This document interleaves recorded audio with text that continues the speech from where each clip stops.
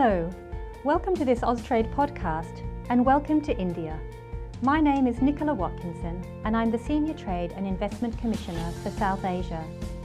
I would like to take a few moments to tell you about the development of the Indian market, the opportunities that we see developing for Australian business, and how you can tap into the potential of this growing market.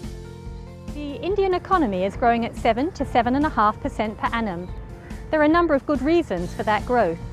One is consumerism, with a burgeoning middle class of over 300 million, many of whom have worked or studied overseas and want to bring back part of that international experience into India. Another great cause is the investment in infrastructure across power, roads, education and health. And a third area is the drive by the Indian government to improve the international competitiveness of Indian businesses through strategies such as Make in India and Digital India. All of these areas offer a wealth of opportunity for Australian businesses. So let's explore some of those opportunities in a little bit more detail.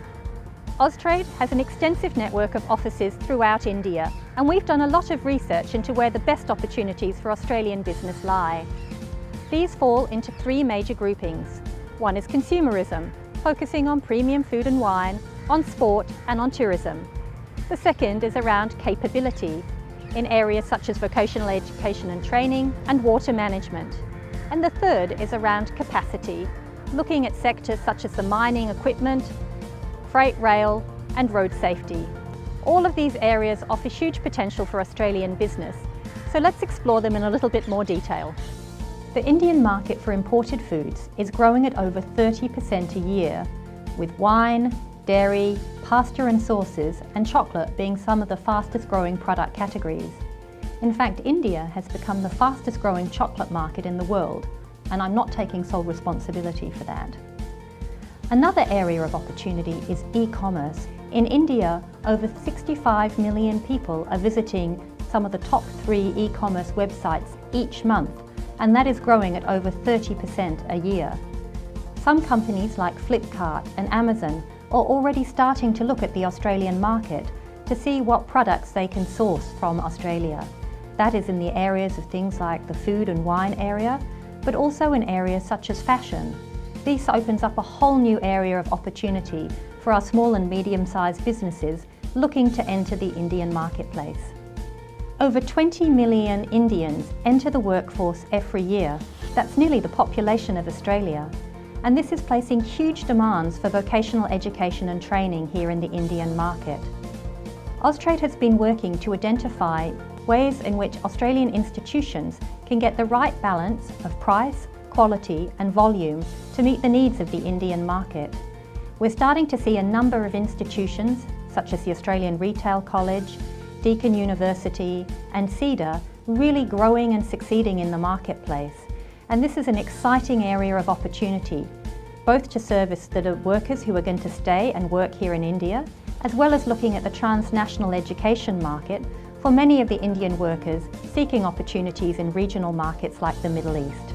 The Indian government has set an ambitious target of increasing the level of manufacturing in India from 15 to 22% of GDP.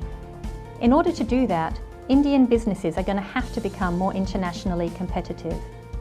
Australia has world-class expertise in ICT, life sciences, agri-tech and advanced manufacturing and materials that can help India to succeed in its goal. Already we've seen companies coming into the market to take advantage of what Australia has to offer. And we see this as an enormous opportunity for Australian technology and research institutes with commercial-ready solutions that are looking for industrial partners and a way into the global value chain. There are over 200,000 Indians already visiting Australia every year. But India is also keen to grow its tourism from Australia and from around the world. One of its greatest assets is its cultural heritage, with over 32 UNESCO World Heritage Sites listed in India and thousands more cultural assets that need to be explored by the international tourist. Many of those need better conservation and better tourism interpretation. And this is an area where Australia has world-class capability to offer. We already have a number of groups such as Narrowcasters and Sue Hodges Productions who are starting to come into the market to offer their services and solutions, and we see this as another area of strong opportunity for Australian business. I hope that this short podcast has inspired you to look at the wealth of opportunities in India. We in South Asia look forward to helping you to grow into the marketplace and stand ready to answer any further inquiries you may have.